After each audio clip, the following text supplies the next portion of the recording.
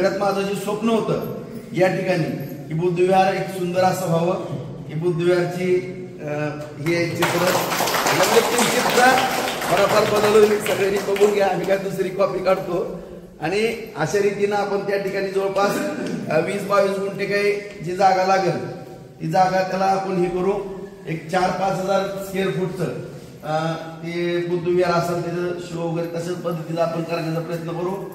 आणि त्याच्या पाठीमागं एक 20-22 गुंठे जागा येईल. साधारण 1 एकरचा तो पीस आहे आणि 1 एकर किंवा 2-5 गुंठे, आता थोडं करेक्ट मला सांगता येणार नाही, पण जागा मोजल्यानंतर लक्षात येईल.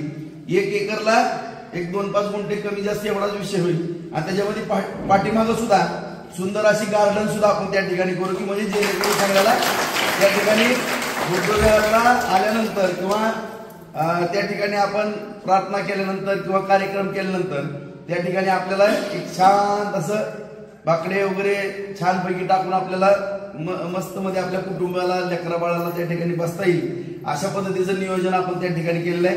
आणि हे काम लवकरात लवकर पूर्ण करण्याच्या दृष्टिकोनातून सर अजिबात काळजी करू नका, हे लवकरात लवकर आपण पूर्ण करण्याच्या दृष्टिकोनातून माझं तर टार्गेट आहे.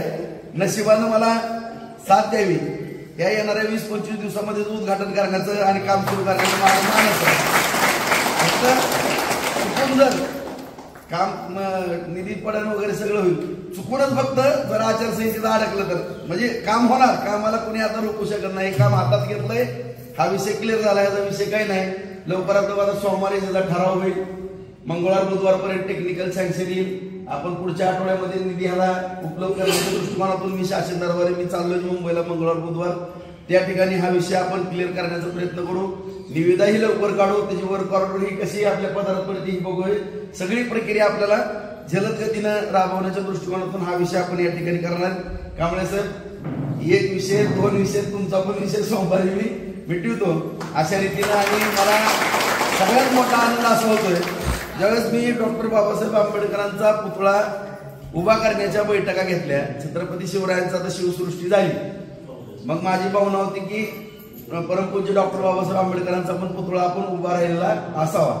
बैठकावर बैठका, ह्याचं एक मत त्याचं एक मत, माझं डोकं मलाच काय कळलं ना की मी काय चुकतोय का, माझ्याकडनं काय चूक होती का.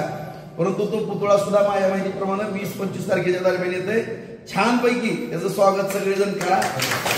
पुतळा आपण आनंदामध्ये भव्य अशी मिरवणूक काढून नगरपालिकेत किंवा कुणाकडं कुणाच्या स्वाधीन करायचं असलं, समाज बांधवांच्या त्यांच्या स्वाधीन मी ती पुतळा पण करतो, तोही विषय आपला क्लिअर होईल.